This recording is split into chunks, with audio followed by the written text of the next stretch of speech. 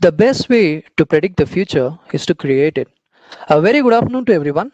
I am Ashwin Rangarajan, first year MBA C section.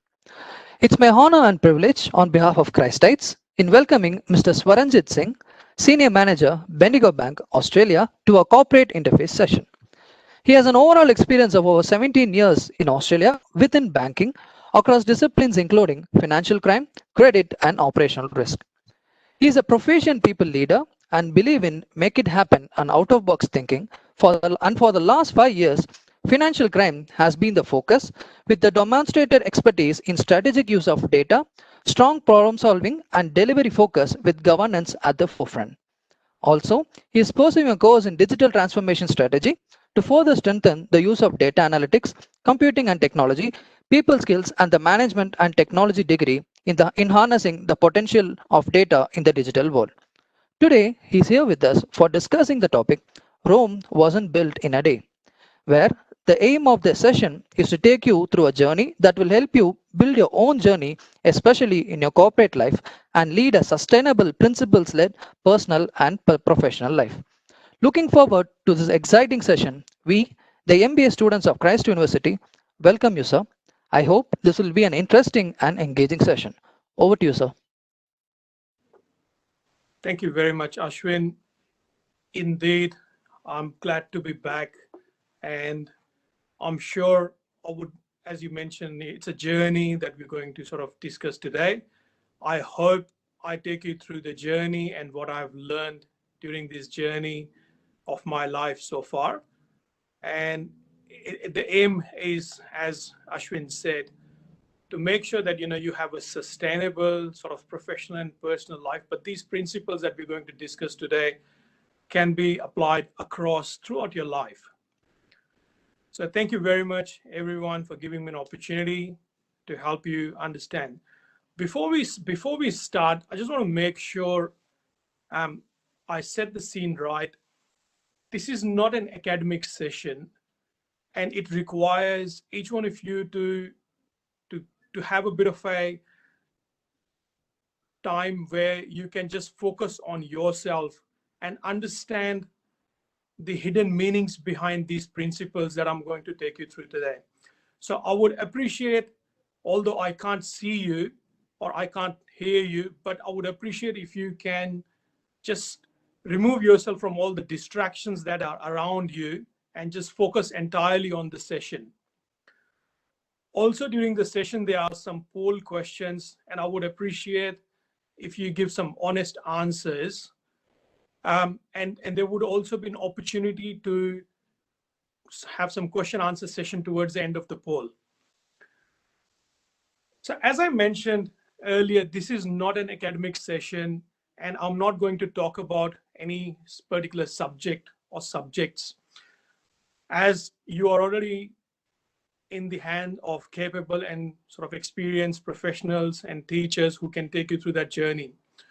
What I'm going to talk about today are some principles, and these principles that will help you understand, and it'll probably give you an insight of what you expect and how do you navigate through the professional life, and forget not just professional life, but how do you navigate through even your personal life the moment you step out sort of your student life. So the life after student, being a student, is quite different, and these principles are going to help you. These are not the principles that we have or I have designed or created. These are the principles of life which has always been there. However, as and when we grow old, we tend to forget them because we become so siloed or so sort of focused on some specific things, and we tend to drain ourselves or keep ourselves away from some basic and simple sort of principles of life. The session is going to be thought-provoking, and it definitely would require you to have a bit of focus on some of these principles, some of the discussion, some of the examples that I'm going to talk about. So your focus and attention would be appreciated. Only thing I can say is in this mode where I'm going to see your questions, and that's how I would basically be assessing whether the topic Rome wasn't built in a day is actually understood. So your questions, the questions that you ask, the quality of those questions would basically determine how how effective I have been in relaying these messages or relaying this message to you. And before I say that, I must congratulate each one of you because you have done such a wonderful job in your journeys so far. You are where you are today as a result of all the hard work that you've gone through, all the efforts that you've put, all the support that you've got from your or your supporters or your parents or friends and relatives. You should feel proud of yourself because it's a journey. Although it's a journey where you're all together going through this journey, however, you have all come and reached this journey or reached this stage via different journeys of life. I'm sure everyone has gone through a different kind of journey, and you have gone through different kind of challenges, different type of decisions you've made in your life. Everyone has put in different kind of efforts and hard work. So before I start, definitely you have to give a pat on your back and should feel proud of yourself because you are way ahead of a lot of people who couldn't make it to this stage or who have not been able to make it to this stage.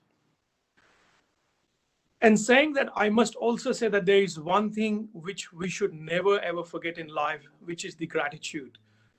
We should definitely thank those who have helped us, who have supported us, who have helped us to attain and achieve what we are today. So, and definitely to thank yourself for what you have done to yourself. So let's not just forget that it's not just others, it's also you. Every day, every moment, just have that gratitude towards others and yourself, and to the mighty forces of universe who are actually working for you towards your dream. I'll probably start with a small story. The story actually takes me back to my first year of MBA, when I think we were establishing the CCMA. I'm not sure whether it's still called the CCMA, which is Christ College Management Association. And I took the role of inviting some of the corporate sort of leaders into a panel discussion for the very first CCMA session. I was fortunate to be involved with them after that session. I used to live in Bangalore. I used to attend their sessions, although it was quite sort of different from what I was learning at university versus what they were talking about in their forums. However, what it meant for me was all these big shots. I think that's probably the term that is used, and I'm not sure if it still gets used or not, but all the big shots, what they were talking about was their experience. And what I realized at the time was, there's a huge difference between the knowledge I have and I had at the time versus the experience that these guys are talking about. And that was probably the very first sort of, I would say, lesson that I learned in my life, that there is a difference between the knowledge and experience. Rome wasn't built in a day is probably a reflection of a journey that started then versus where I am today. It definitely, whoever said it, it definitely, there is no sort of silver platter or there's no silver bullet to success. There is no one shoe that fits all because each one of us is going through a different journey. So let's just focus on this very first aspect of knowledge versus experience. In my own words, what it means is knowledge is what we get from school, universities, from our families, from our friends. There's a lot of knowledge that we can accumulate, and we have been accumulating over years. However, an experience is what we will gain the moment we step out of our school. And I'm sure a lot of us have stepped out of our school and doing so many other activities, even in the form of sports, music, extracurricular activities, even going to gym. There are so many other activities which we as students do, and when we move forward or when we grow ahead in life, we will basically either keep them or we will drop them, but we will continue to do something different, which will basically enhance our experience. So what we get versus what we gain is a key fundamental difference between our knowledge and experience. What we get from universities and school is basically a framework. What that means is it gives us a toolkit for us to understand, and probably it gives us a framework where we can think in a particular fashion, in a particular manner. Although we use academics as a tool for that, but that academics is basically helping you gain more exposure, more knowledge in that particular field of expertise. However, what you get when you step out of your school life or university life into a professional life, it actually gives you immense amount of opportunities to take charge of things, and that's a key fundamental difference. You are going to get that opportunity the moment you step out, that you will be able to take charge of things. And what that means is you need to be able to prepare yourself to be able to make such some decisions and to be able to manage things. School and universities or your non sort of professional life serves as a playground. It's a practice, like a sandbox kind of thing. Whereas when you go into your professional life, that's more of an execute. So you execute what you have learned. You don't have a textbook on how to resolve or how to solve problems of professional life. There is no textbook. So what this basically means is you are the one who is in charge. You have to make the rules. You have to apply your knowledge. The word apply, I've put emphasis on that, is because that is a crux in what we do when we move forward into our professional life. We have to apply what we have learned throughout our life and come up with smart, intelligent solutions, or whatever, whatever we're trying to solve, a solution or a problem, a solution to a problem, so that we can navigate through our professional journey. So school is like a coach who's teaching you how to play cricket, whereas your experience is the number of games that you have played during your career. Now, what I probably would like to say here, and this is probably very apt at the moment in your life, and especially in your first year or second year while you're in MBA, that we try to relate a salary or a job title or the kind of companies as a success factor. Now, I'm definitely not saying that they are not success factors. Yes, they are success factors. However, I must say that they are not the only success factors that you have to look at, because at some point of time you all will evolve, you all will grow, you all will gain experience, and you would attain what you have to attain based on your sort of efforts and um, efforts and hard work. However, what I'm also going to say that it's not just about the marks that you're going to get. It's not just about the job that you're going to get. It's not just about how much salary you're going to get.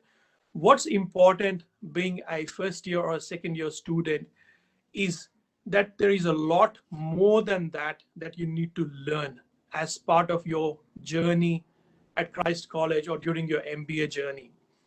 And that is basically to have a bit of exposure into the experience side of things, which could come from multiple sort of ways and means.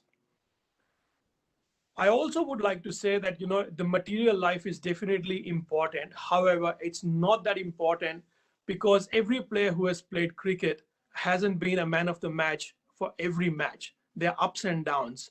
That's part and parcel of life. We don't really have to worry much about that. What we need to worry about is a long-term sort of a view of what we want to do. So saying that, I would basically say that the first and the foremost important thing that we need to understand is when we are working as a team. So let's talk about Indian cricket team. We've got a lot of players and team members and all. there's a huge diversity there. Everyone is playing a different role. Everyone has a different sort of expertise and exposure. They're all bringing, so someone is all bringing it together to work as a team and to deliver success, or basically pray for India. And that's probably our very first sort of principle, or probably I would say second principle that we should focus on is diversity. What diversity mean to us? If we look around, we see a lot of students around us, and we know that each one of us are similar because we're all working and we're all sort of studying the same sort of course. However, none of us has gone through exactly the same sort of journey. We have not come from the same backgrounds. Our ethnic backgrounds are different. Our financial backgrounds are different. Our demography is different. There are so much of variety. Makes you wonder that why are we talking about diversity here? Honestly speaking, one of the richest source of experience comes from diversity. Diversity in the form of, can I learn from someone who's much elder than me because they have a lot of wisdom?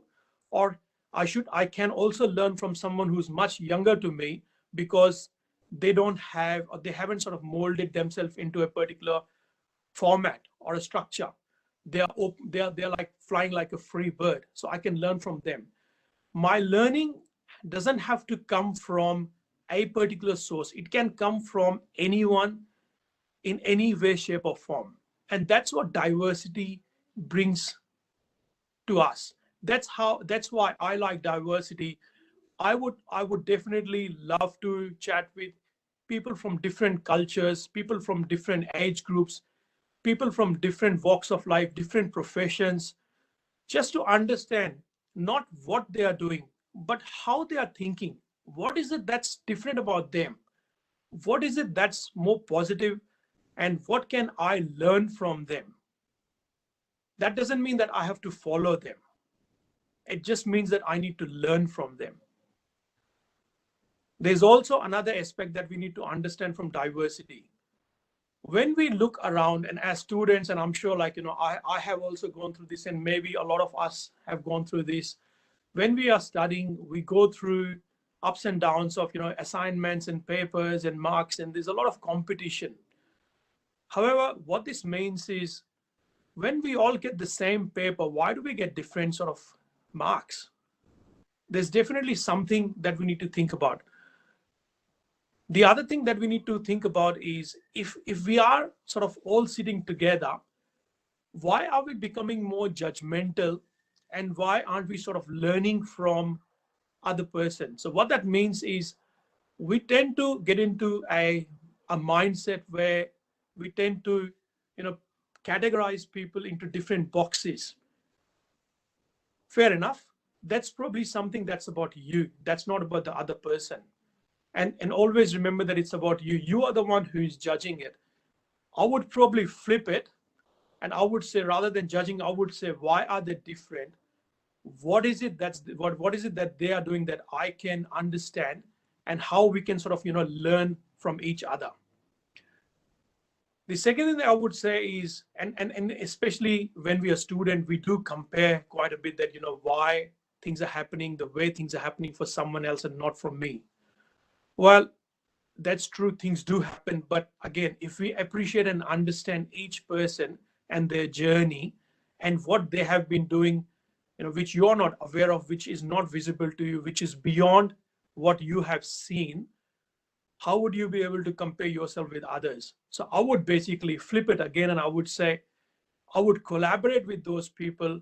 I would try to bring in my strengths and your strengths, and then from that, we would probably do something bigger and better. I'm sure if you have not learned, you would probably learn this in one of the management sort of courses about Johari window, which is like the 4 quadrants. The best sort of application that I have used that particular concept in my life is a situation where it's between me and another person, and there are sort of 4 quadrants. The 2 quadrants are win, win, and lose, lose. So if I win, you lose, you win, I lose, we both lose, or we both win. And I'm sure if we logically sit through this and we understand this, we would definitely want to be in a situation where we both win, because that's probably the best outcome that you can ever have. Saying that, I'm not saying that you will never have a situation where you will not be in other three quadrants. However, it's a balance that you have to make. It's a battle that you have to fight between the two of us to understand what works, how it works, and what is the best sort of outcome.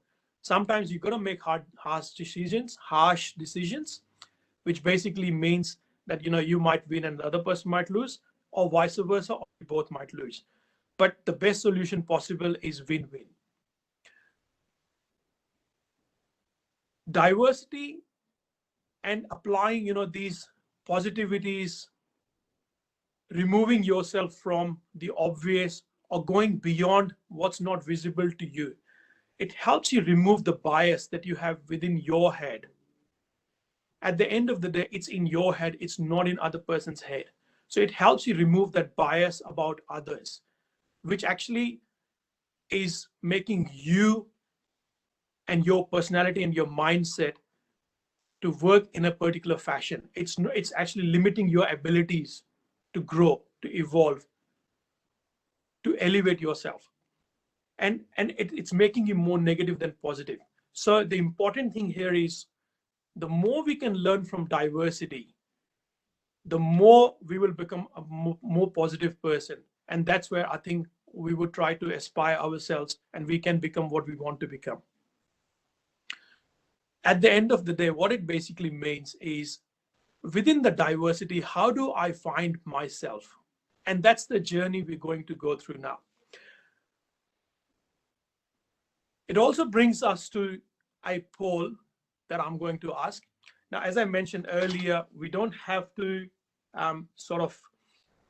we don't have to hide anything here. There are no right or wrong questions here. This is more for me to understand, what is the kind of mindset that I'm sort of presenting to, and it'll help me understand a bit more about yourself. So I'll probably just shoot first question. You're gonna get about 30 seconds to answer that. So give me 1 second, I'll just set it up.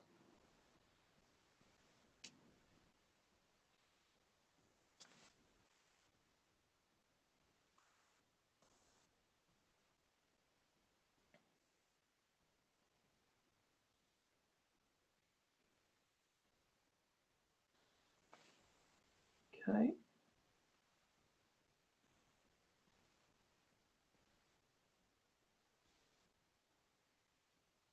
Okay, so you get 30 seconds now.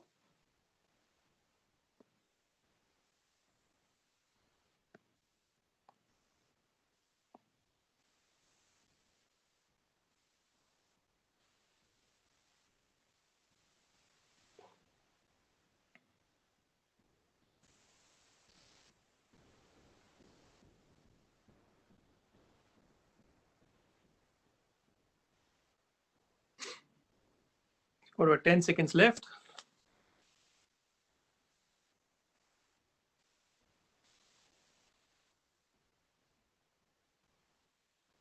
Thank you.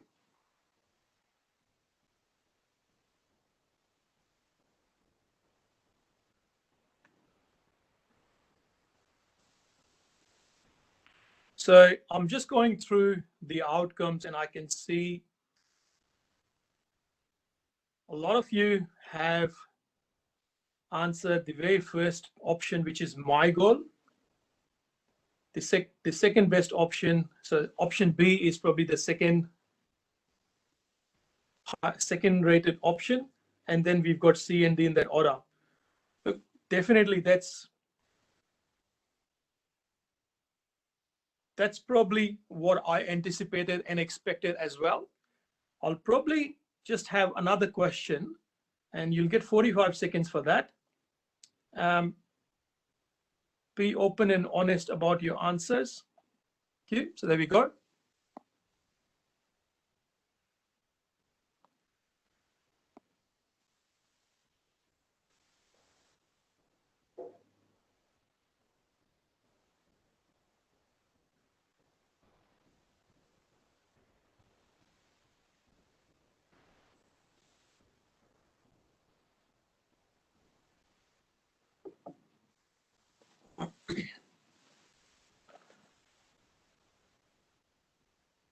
15 seconds left.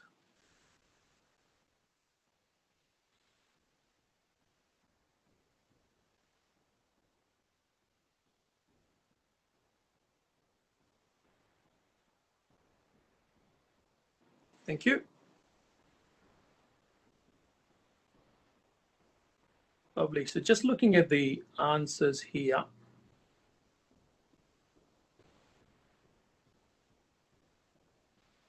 Again, in the same order, A, B, and C. Very much expecting that. So I go back to my presentation.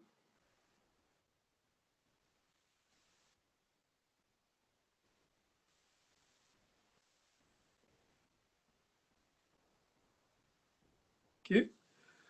So as I mentioned earlier, the poll was just for me to understand a little bit more about you. It's probably a very simple and basic tool for me to understand and assess. And my expectation is very much aligned to what I'm seeing in the results. I must say that this poll is not to judge in any way, shape, or form, because there is no right or wrong answer here. All answers are correct because all answers are based on your situation, your circumstances, your life's journey. What does this mean to us? What does it mean that although we're all sort of working, studying together, but we've got sort of different ways and means of looking at things. Why do we do that? If you think about it, from the day we are born till today, none of us have gone through exactly the same sort of pattern in life throughout our journey. It has been very different. The influencing factors around us are very different. Our learning and thought process has been different. What we have seen and what we have felt is very different. Our biological being, we are very different beings. We are not aligned. Our thought processes are very different. Some of these things we have learned during our journey, whereas some of these things we have acquired, over the years in the form of habits, be it good or bad. These are all based on the decisions and choices we have made in life, right? However, I would basically spin it around and I would say we are going through a journey. Our life is a journey. This is one of the biggest sort of principles or thoughts that we should always keep in mind, that this is a journey that we are going through, and we should never forget that. Always, irrespective of whether the journey or whether that phase of the journey is good or bad, you must always enjoy the journey, because the journey has ups and downs. What that means for us is, as a student, we will come across so many phases in our life in the next 1.5, 2 years of your student life, wherein you will have too much of pressure in your on like submitting assignments, finishing your homework, classwork, exams, preparation, interviews, so many things to do. However, it does not mean that all that is not going to contribute to what you will become in life. So while we are going through that journey, why go through that painful journey? Why can't we just have a more positive journey when we all know that we have to finish our MBA? We all have to pass with good marks.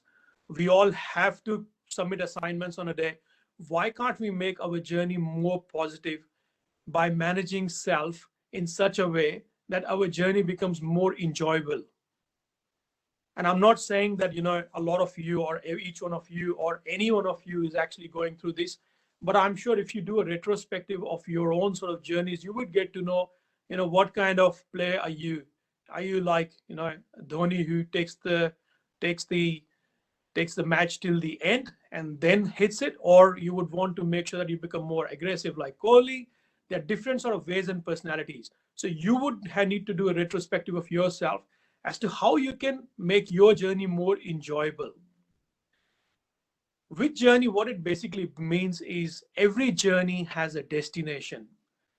And if I remember, if I recall, sort of, when I was in Bangalore, we used to dream about, or when I not say dream, but we used to talk about, going to different places, traveling, because that's one thing I have liked. So we used to go around Bangalore 100, 200 kilometers and look for some, natural places, because that's being sort of my interest. And I always used to sort of, search around um, places where we can go, and we used to go there.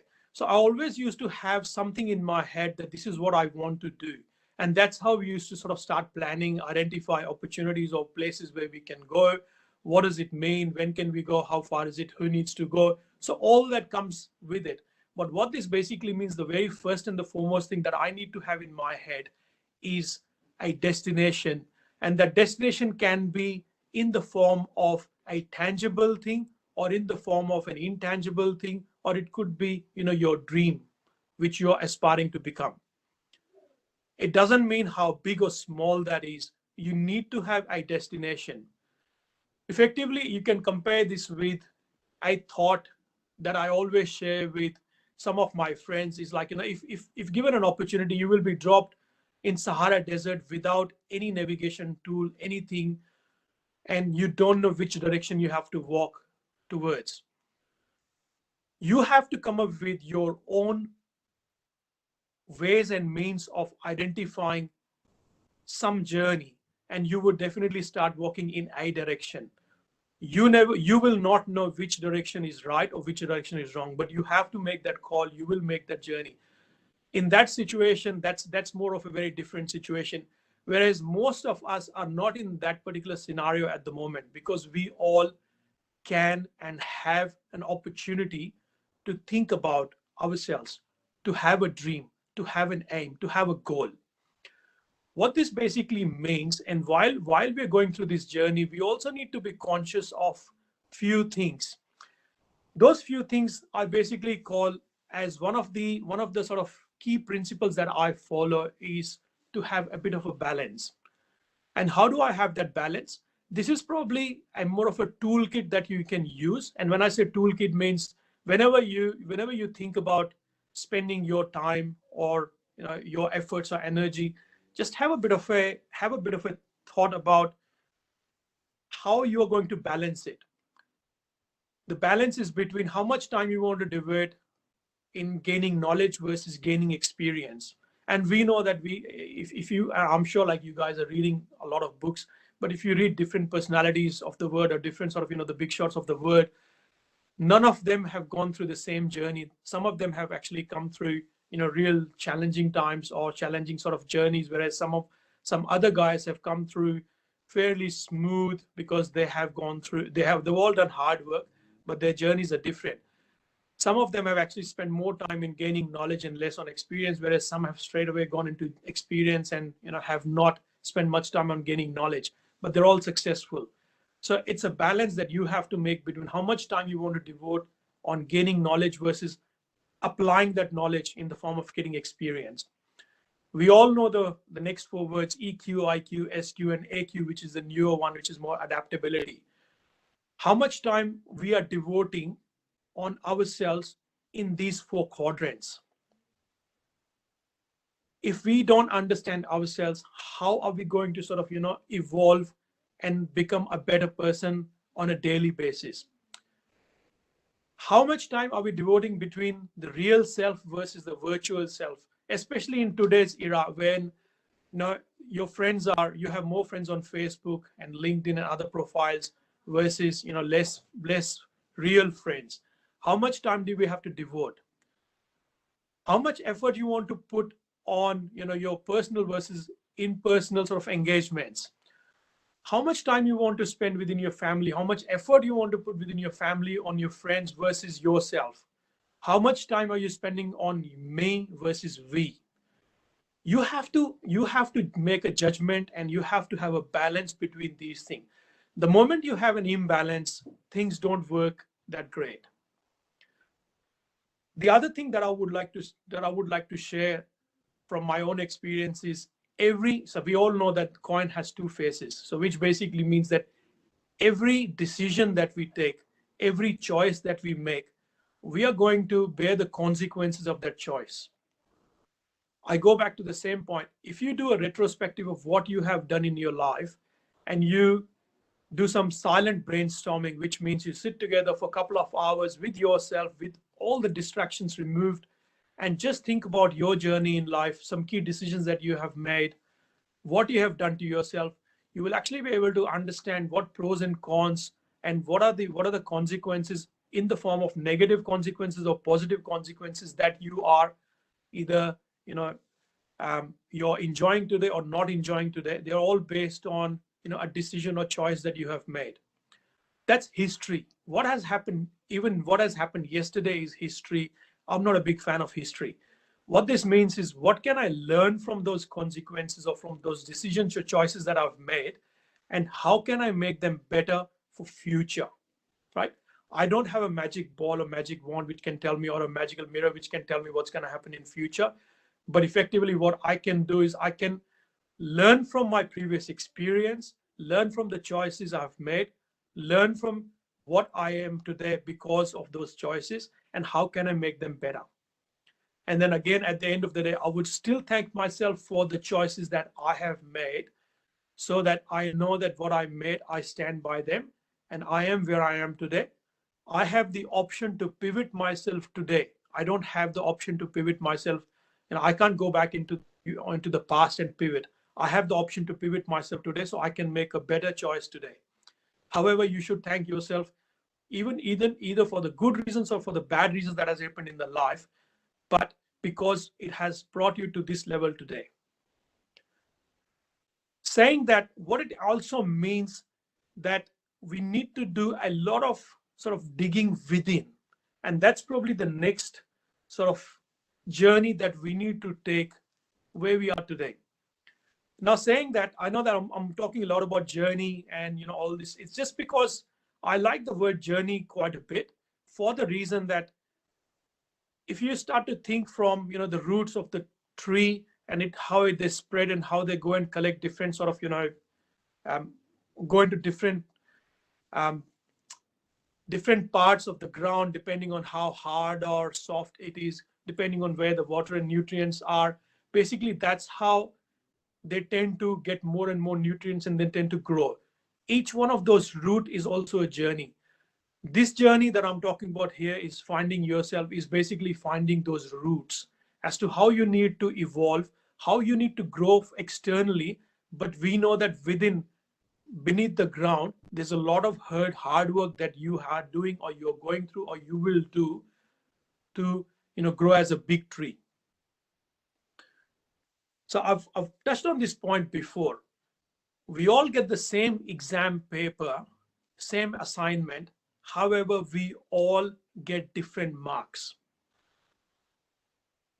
We need to ask ourselves that question. And this is a principle, again, this is a principle that I've used in my life, of asking myself why at least 5 times, because that's going to give me my answer.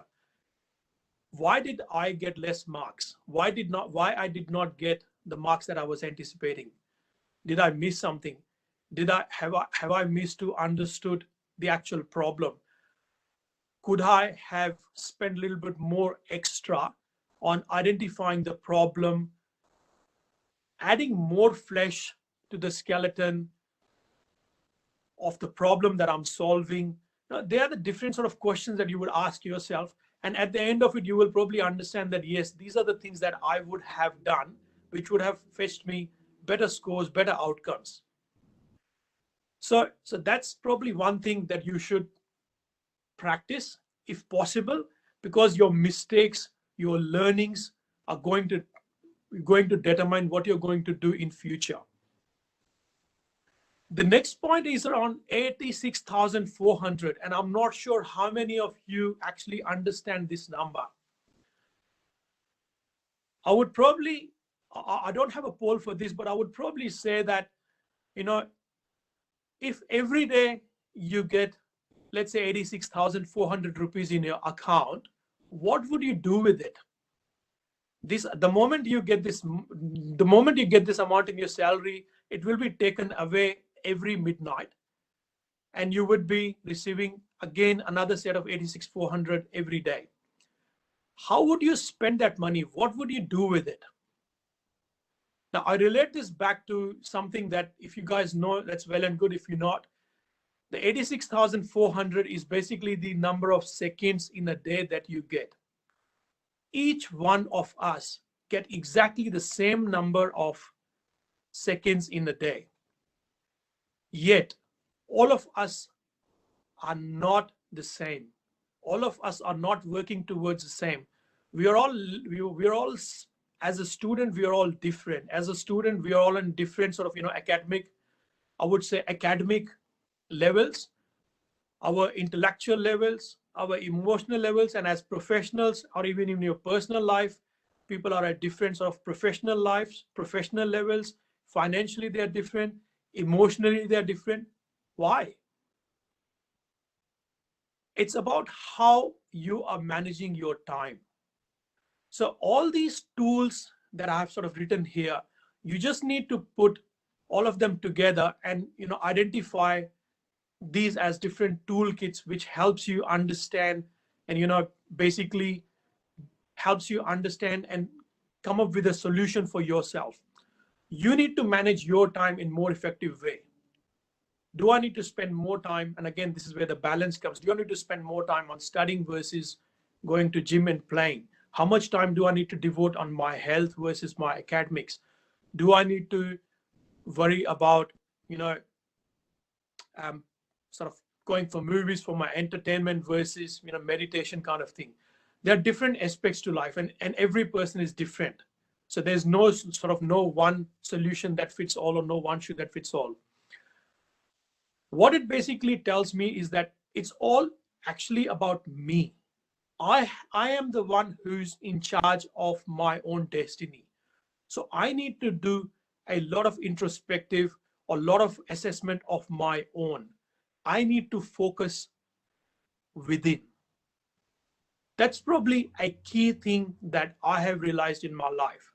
It's not about what others are doing, it's not about what's happening around me, but it's about I am the one who can do things. I am the one who's capable of doing things. I just need some guidance. I just need some toolkit. I just need to understand what's going on around me, but it's about me, it's not about others. I need to align myself to self. What this basically means is I want to do what I am strong at. And if I want to do something that I want to do, but I lack certain sort of traits or certain skills, then I would rather work on those. I will convert my weaknesses into my strength. And we all know about SWOT analysis. I will convert my weaknesses into my strengths, my threats into my opportunities. That's what I would do. That's what I mean by aligning to self. I want to do what I like to do, what motivates me, what makes me more hungry. It's your hunger that'll help you, drive yourself. You also need to visualize yourself. When I say visualize, means you need to be able to visualize yourself in your head, what you want to achieve in life. That's another tool that you can use, which will help you every day. And these tools, sorry, well, I should mention that these tools that I'm referring, probably make it a habit of practicing these tools every day. Visualize what you want to do. You write it, whether in the form of writing it down, whether in the form of, before you go to bed or first thing in the morning, just, spend 5-10 minutes with closed eyes. See yourself doing things that you want to do, maybe in 6 months, 2 years, 1 year time. And trust me, the neurons in your brain will work towards it. The last and not the least is about direction. The direction is, once you visualize, once you have a dream, once you have done your retrospective, you will be able to get a direction yourself. You would not need anyone else to tell you what you need to do, because you will make a decision which is mostly based on what you like to do. And it's all going to be about you and how you're going to make it happen. Saying that, and I'm conscious of time, saying that, the next thing I would say is, how do I do that? What does it mean? What this means, it doesn't mean that it's going to be very easy. And again, it doesn't mean that it's going to be very difficult, because every person is different. One principle that I've followed in my life is I always relate most of the things that I do to a pyramid. A pyramid has to have a very stronger foundation. A pyramid is layered, right? Everything, if the bottommost layer is probably the most strongest and probably the most widest, whereas the layer on top basically enjoy just sitting on top of the bottommost layer, and the layers keep going until the peak.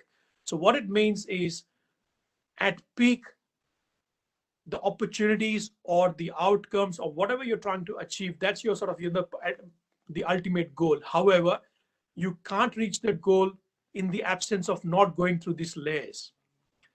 The height and the width of the pyramid is something that you can determine and you can decide. It is not decided by anyone else but you. The amount of width you would, so the amount of sort of width you're going to have for your own pyramid would determine how high it's going to go. But it would also mean that you would have to spend substantial amount of time and effort and energy and hard work in building that. The smaller pyramids would basically get built sooner, quicker, but they are smaller. The bigger ones would obviously take more time and they would grow. But just imagine, standing on top of Petronas Tower, top floor, the view is very different from, the first floor or maybe the ground floor. So what do you want to do in life? It's all a factor of what you want to achieve and how much effort you're going to sort of put in life. There are two concepts that I've mentioned there. One is, when you build a pyramid, do you want to build a pyramid? Just, I'm not sure if you can see my mouse, but do you want to build a pyramid, first with the first layer at the bottommost and then start building, gradually towards the top, which means you will only be able to achieve the top sort of right at the end. Whereas there's another concept, which means you just build a little bit of a base and then you add the second layer, a bit of portion of second layer, then you build a bit more on the first layer, then add some more on the second layer and build a bit of portion on the third layer. There are different approaches that you can have in life. There is no one solution that's going to help you, but this basically gives you an insight. It gives you like a mindset of how I'm going to solve my problems. So if I have to prepare for my exam, do I sort of, how do I break it down? How do I make sure that, I achieve what I need to achieve? And probably the last thing I would say in this is, while you're going through this process, you do elevate yourself. What that means is, you would go to the next level. You have already elevated yourself and you go to the next level and you're elevating and evolving with it.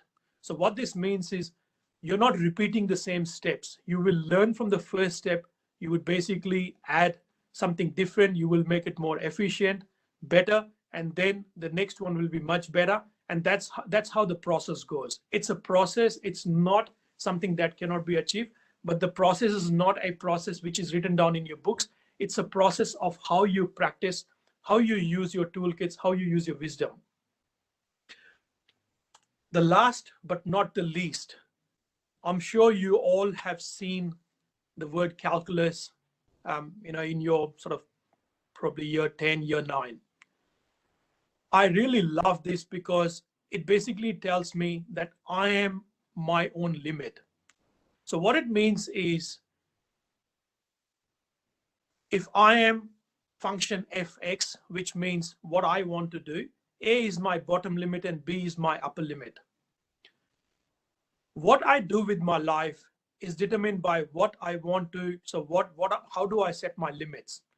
And the b can always go from n to infinity. There's no limit.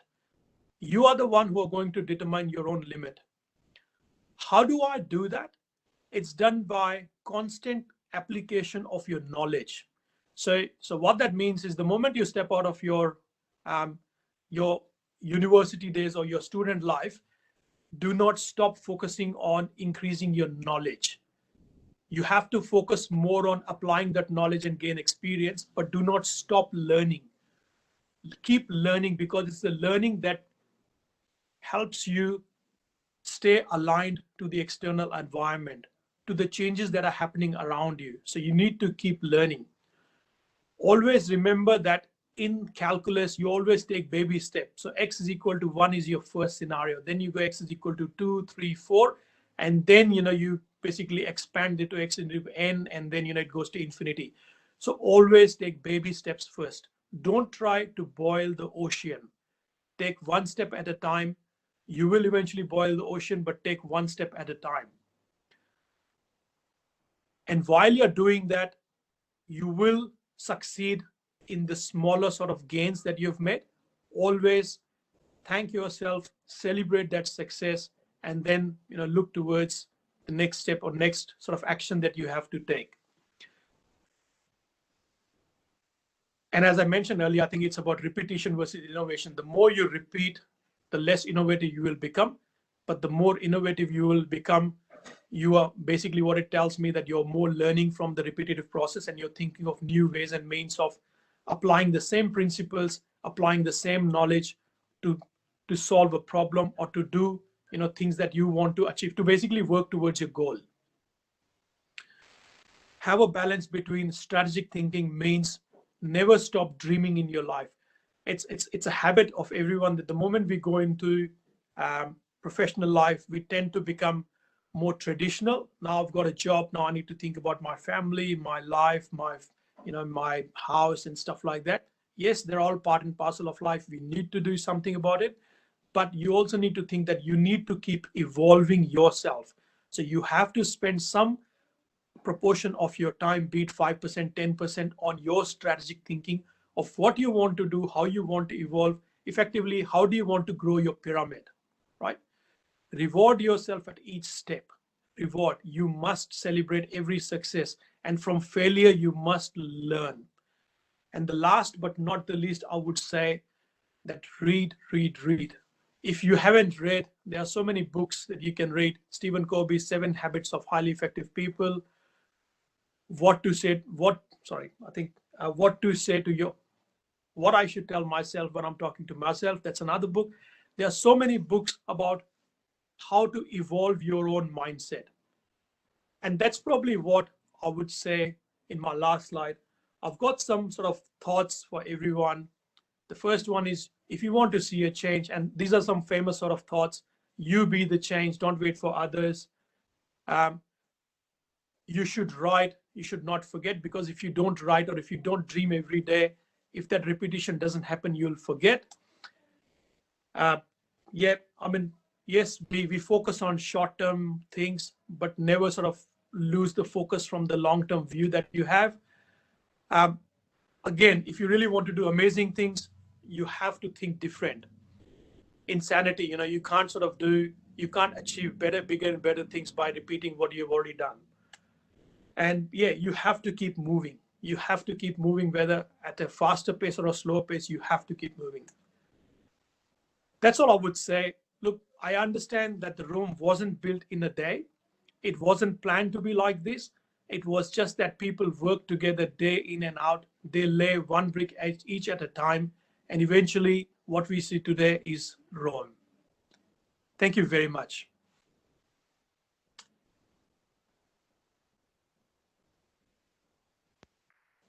Over to you, Thank Ashwin. you. Yes, sir. Thank you so much, sir, for this brief information that you have shared with us. So, sir, with your permission, can we move for the question and answer sessions? Sure, go for it. Yes, sir. So the first question is, um, what can be the biggest barrier for confidence? Very good question. I like this question. I think the biggest barrier for confidence is fear. And fear is nothing more than an outcome of a failure, right? Yes. And I'll probably put it this way, that it's not something that cannot be changed. It is not something that has happened because we have done something wrong. It is an outcome of things that we have gone through in our journey. And again, I'm not trying to demean anyone here, but it's a repetition of what we have observed as children. And there's a survey and research that was done that parents tend to stop children from doing things, and they tend to sort of prevent them from doing things in with good sort of intent, but that also sort of has a negative impact on children. the ratio is about 90% to 10%. So 90% of parents in the entire life, in the entire childhood of a children, around says about negative words or no and not about 150,000 times. Whereas there are 10% of people who say positive things about 50,000 times during the childhood. I think it's until the age of 8 or 10.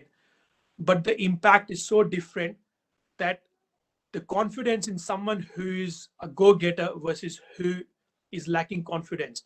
Now, to say that, I think what you need to do is take one step at a time. The step is, if I have lost something, if I'm not able to do something, fine, fair enough. I don't give, any thoughts to that. What I need to do is, what can I do? So you just need to have that 1% thought in your head to start with. Practice that for 90 days. And when I say 90 days means whatever is your fear, you need to think about your fear. Whatever is your fear, you bring it out within yourself, do a silent brainstorm, understand what's stopping you, fight that fear. The moment you fight that fear, you will come out of it. And probably again another research, and between 30 to 90 days, you'll be a different person. I can probably share one example from my life. When I was in I think grade 8 or 9, I wasn't really good at English, and I'm not ashamed of saying that. When I went to secondary or maybe university, my personality was such that I was made president of the society, and I had to sort of provide a speech. And I must say that I was shaking. And that's the day I realized that, I'm not good at it. I have to do something. I started practicing speaking in front of a mirror. And what I'm today is definitely an outcome of that. Thanks, Ashwin. Thank you so much, sir. So moving on to the next question. How to differentiate between confidence and overconfidence? Another good question. I think it's a balance. It's a very good balance that you have to have. Overconfidence is when, so I'll probably take one step back here. And I would say that, it's like when we perform an activity X number of times, we tend to become complacent with that. And that's human nature. So there's nothing sort of different, nothing wrong about it. We tend to become complacent with that. What we need to do, or what we need to understand, is that is fine as long as you have some checks and balances that will give you a trigger that something is not working. So what that means is, if I am spending on a certain I'm spending my money on certain things and I'm becoming complacent with that, I need to understand that, am I utilizing my finances in the right or all those finances that I'm investing, are they going in the right sort of area? Am I reaching the right sort of outcome that is intended?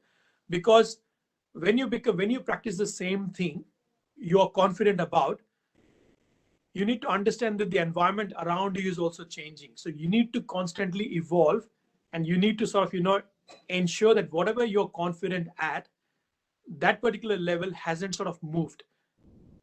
And the moment you understand that, you were probably good at something and you're confident about something.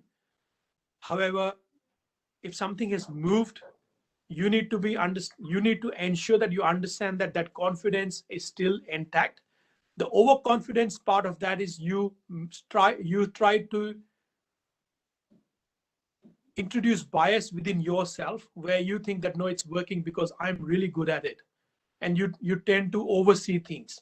And that's probably the difference. So you need to have that balance. You probably need to understand that you should never oversee things in any way, shape, or form.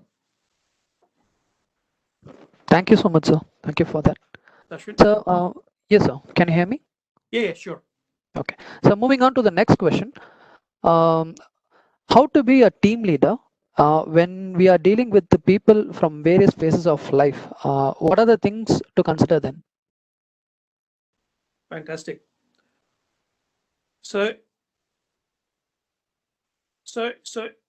when we use the word team leader, right? So I'll probably break this word into two parts. So we have a team and I am a leader, right? I do not anticipate that the team will not be diverse. They will be diverse irrespective of whether they belong to same ethnic group or whether they belong to same culture. The diversity can come in the form of thought process, experience, exposure, age, demography, whatever. So what I need to understand is I as a team leader need to understand that I need to understand my team, and as a leader, I need to understand what individuals are about. The word team leader is not a management term where I quickly become a leader because I want to become a leader of people. You can become people leader. However, you may or may not be successful if, probably it'll be more likely that you will not be successful if you tend to forget the people side of things. So the important part here is you need to understand what your leadership styles are, how to expand your leadership styles to accommodate for different personalities in your team, and that's what will make you a better team leader. Thank you, sir. Thank you for that. So, moving on to the next question. How to remove pride from ourselves? As in most cases, we tend to fall after reaching a certain level because of pride. So, how to remove the pride from ourselves? Fantastic. Look, there's one thing that I probably should have mentioned earlier, and we all know this. Change, the only thing that's constant in this word is change, right? The environment around us is changing. What we are today, we are not is not what we were yesterday, and we will not be what we will not be tomorrow, because things are changing within us and around us. What this basically means is pride is a level that I have achieved, and I'm basically limiting myself to that level. So I'm feeling confident, comfortable that what I've achieved in my life, I'm stopping there, and I really don't want to go beyond that because I'm so comfortable at that level. It's good to reward yourself when you achieve something, and then you should always remember that pyramid, that yes, you have attained a peak. What is my next peak? Because it's that next peak that will help you understand that I was comfortable here. How can I make myself slightly uncomfortable so that I can achieve the peak? So pride can be balanced by having setting the next level of goal. Okay, sir. Okay. Thank you. So, moving on to the next question. Which leadership style do you prefer to be the best? Very good question. Look, honestly speaking, I think I would probably say that there is no one style that works. There's no one style that works in every situation, right? I think the important thing here to understand, and I probably appreciate the person who's asking the question, is because rather than limiting yourself to one particular style, I would rather try to expand my personality to accommodate multiple styles and apply one leadership style which is more sort of required for that particular scenario. So make it more adapt your style to the situation and have a variety of leadership style within you. And this is where it goes into that journey of evolving. So if you come across a problem where you have not sort of dealt with that problem, take your time, take one step back, learn that style, practice it, come back, and you know overcome that challenge. Thanks, Ashwin. Yes, thank you, sir. So, moving on to the next question. Can you mention those books to be read? Oh, definitely. Look, so there are few books. The most important one I would say is The 7 Habits of Highly Effective People.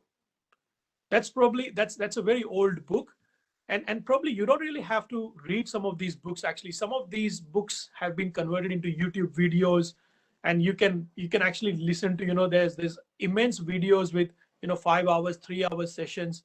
You just need to listen to them. The very first one is the seven habit of highly effective people. The other one is Who Moved My Cheese. The third one is, I would probably, and look, this is probably based on my own understanding, but the third one I would say is When Going Gets Tough, the Tough Gets Going. They are more sort of, your books that will basically help you understand yourself better. The other one is what to tell yourself when you're speaking to yourself. There are probably few books, and look, while you're reading them, I'm sure like you'll come across multiple books. There was one book, and I'm not sure if it's still in the Christ sort of, the Bangalore campus library. This is The Mindset of a Champion. This book was about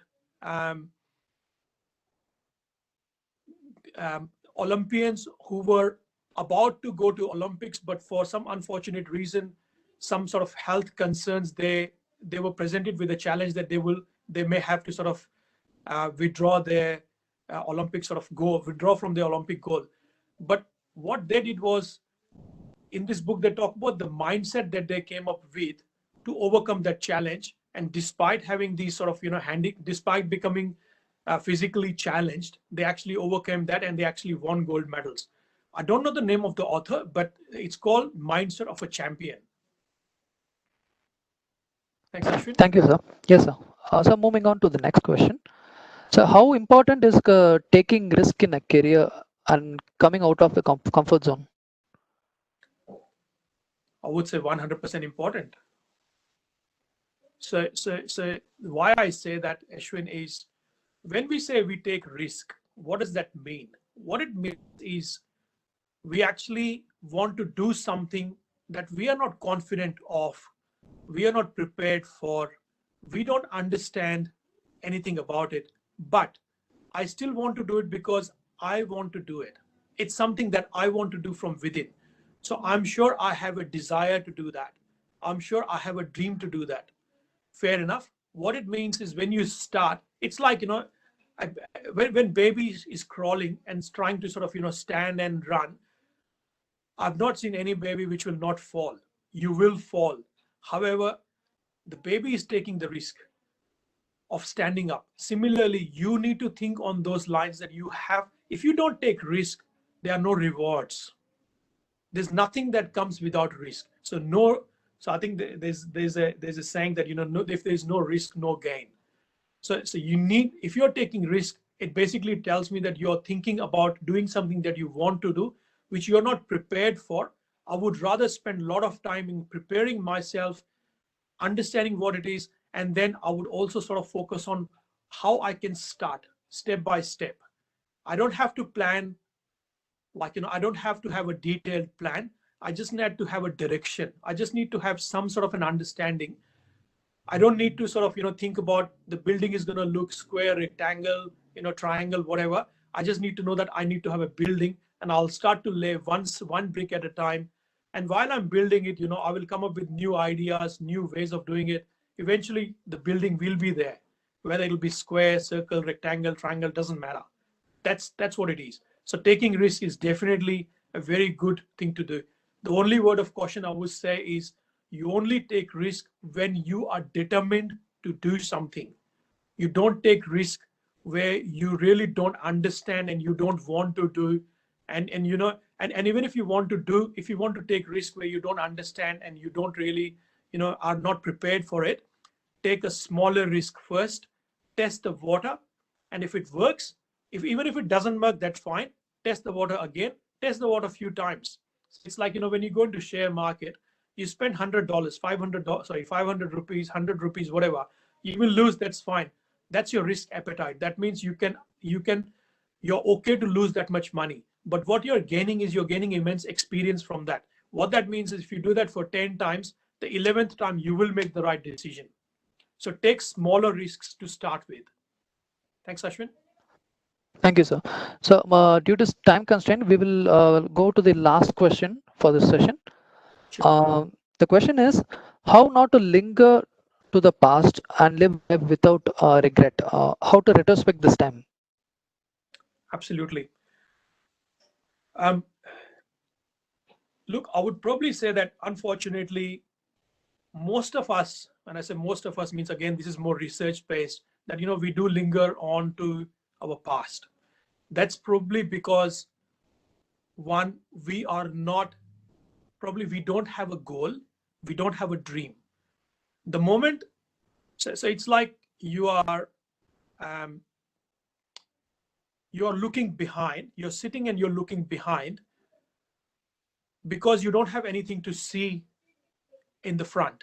So you're happy to look behind. Your posture has sort of frozen in that fashion or in that manner. It's not allowing you. But if you want to sort of move away, move yourself, only thing I would say is, the word is practice. You need to start practicing. You need to distract yourself. So when you're going through a challenging time, when you get a thought which is more negative, or a more thought from your past, you counter that thought with a positive or more future looking thought. And you have to practice this day in and day out. Like, you start doing it today. And if you read about the neurons in your brain, that's how they work. You introduce a small change in the neuron in the form of a small thought today. Tomorrow you do it, or next time when it happens, you double the frequency or double the impact. The third day you make it another sort of 4 times, and fourth day you make it 8 times. Eventually, within 30 to 80, 90 days, you will get over it. But what this basically means is, you still need to practice this, and you need to continue doing that until you achieve what you want to achieve. Thanks. Thank you so much, sir. This has been an engaging session, and thanks for all the valuable information and knowledge that you have provided to our students. This was such a wonderful session. Now we will move on to vote of thanks by Smriti. Thank you, sir. Thank you. Thank you, Ashwin. The essence of all beautiful art, all great art, is gratitude. I, Smriti Balakrishnan, deem it a great honor and privilege to propose the vote of thanks on this remarkable occasion. Let me start by thanking the Almighty for making today's session a successful one. First, on behalf of Christ University, I'd like to thank Mr. Swaranjit Singh, who, despite his busy schedule, has found time to grace this occasion and has given us a reason to stay positive.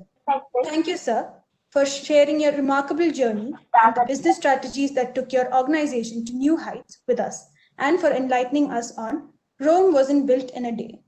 I'd like to thank Christ University, Father VC, Dean, Associate Deans, HODs, and the corporate interface team for providing such a resourceful session for our batch. I would also like to thank all the participants of my batch for their active involvement during the session. I'd like to mention that we have come to the end of today's corporate interface session on Rome wasn't built in a day. Once again, thanking you all. This is Smriti Balakrishnan signing off. Have a great evening. Stay safe. Take care.